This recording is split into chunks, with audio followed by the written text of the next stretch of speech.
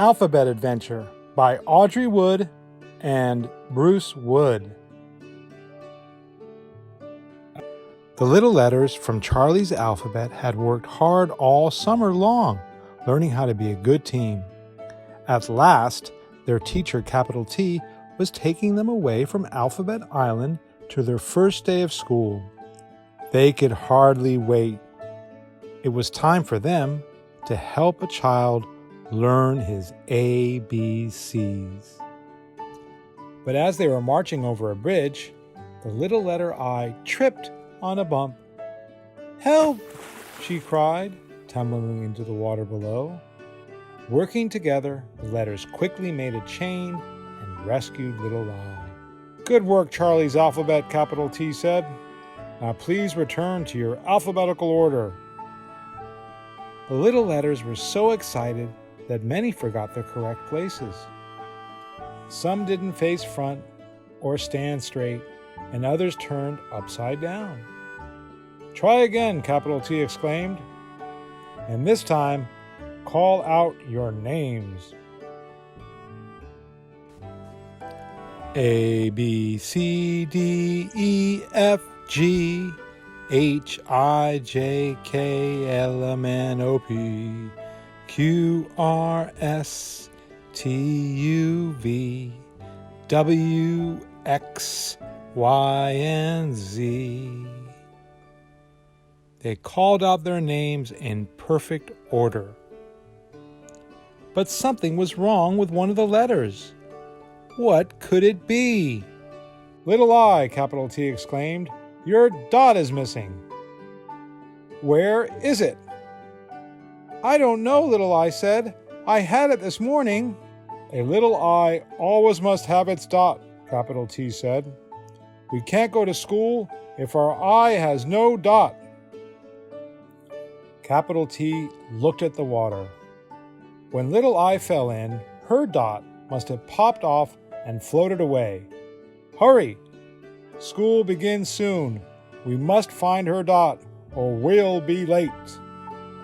Charlie's alphabet found a boat and hopped in. They traveled through the canals of the island, searching for the dot, but they did not see it anywhere. At last they came to a place where the capital letters were having a big party. "Maybe my dot is at the party," little I said. The little letters searched high and low, but they still could not find the dot. "I'm sorry," capital T said. "I'm afraid little I's dot is lost forever." Each letter had worked so hard to make Charlie's alphabet perfect. Now no one would be going to school. All the little letters burst into tears. Capital I stopped to see what was the matter. "Maybe I can help," he said. "Dots love to hide, and they're difficult to find, but I have a plan." Capital I whispered his plan to the little letters. All the little letters, except little I, raced down the streets of Alphabet Island, searching for what they needed to make the plan work. Before long, they returned with the things they had found and lined up in alphabet order. Capital I spoke loudly. "Because we cannot find little I's dot, she must choose one of these things to put in its place." Little I scooted down to little S and tried on a star. "Ouch!" she cried. "The points on this star are too prickly." She hopped over to little H and tried on a heart. "This heart is too heavy," she said.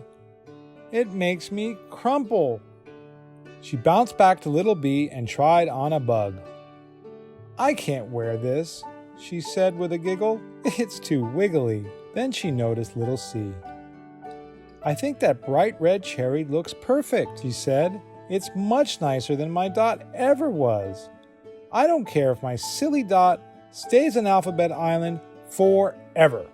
Little I was about to put on the cherry when a teeny tiny weeny whiny voice cried out, "I'm not silly.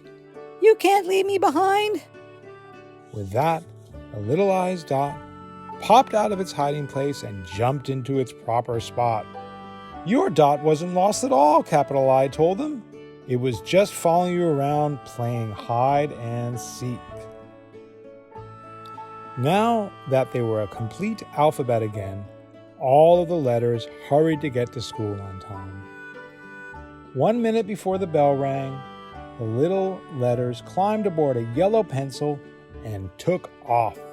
When they arrived at their school, capital T pointed to a boy staring at a blank piece of paper. "It's time for you to go to work, little letters," she said. "That boy needs your help to learn his alphabet. Can you guess his name?" They all looked closely at the boy. Suddenly, they knew where they belonged. The little letters were so happy they jumped for joy and made their very first word, Charlie.